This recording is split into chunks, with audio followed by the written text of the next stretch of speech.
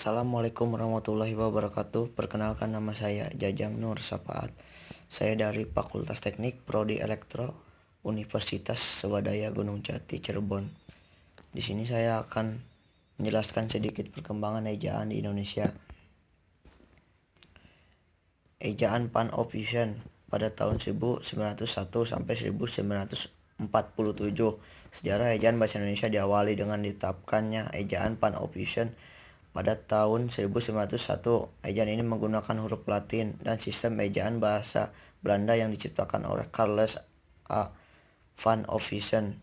Ejaan Pan-Ocean berlaku sampai dengan 1947. Ejaan Republik. Ejaan Suwandi. Ejaan Republik berlaku sejak tanggal 17 Maret 1947. Pemerintah berkeinginan untuk menyempurnakan ejaan Pan-Ocean. Adapun hal tersebut dibicarakan dalam Kongres Bahasa Indonesia 1 pada tahun 1938 di Solo. Kongres Bahasa Indonesia 1 menghasilkan ketentuan ejaan yang baru yang disebut ejaan Republik atau ejaan Suwandi. Ejaan Pembaruan pada tahun 1956 sampai 1961. Kongres Bahasa Indonesia 2 digelar pada tahun 1954 di Medan. Kongres ini digagas oleh Menteri Muhammad Yamin. Dalam Kongres Bahasa Indonesia 2 ini, peserta kongres membicarakan tentang perubahan sistem ejaan untuk menyempurnakan ejaan Suwandi. Ejaan Melindo pada tahun 1961 sampai 1967. Ejaan ini dikenal pada akhir 1959 dalam perjanjian persahabatan Indonesia dan Malaysia. Pembaruan ini dilakukan karena adanya beberapa kosakata yang menyulitkan penulisannya. Akan tetapi rencana peresmian ejaan bersama tersebut gagal karena adanya konfrontasi Indonesia dengan Malaysia pada tahun 1962. Ejaan baru. Lembaga Bahasa dan Kesusastraan (LBK).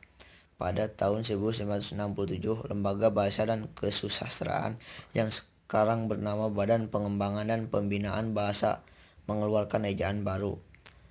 Pembaruan ejaan ini merupakan kelanjutan dari ejaan Melindo yang gagal diresmikan pada saat itu.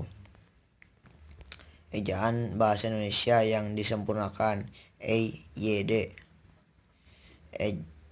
pada tahun 1972 sampai 2015.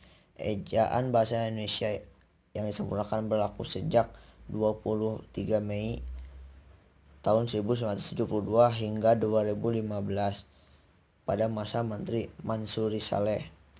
Ejaan ini menggantikan ejaan Suwandi yang berlaku sebelumnya. Ejaan Bahasa Indonesia yang disempurnakan ini mengalami dua kali perbaikan, yaitu pada tahun 1987 dan 2009.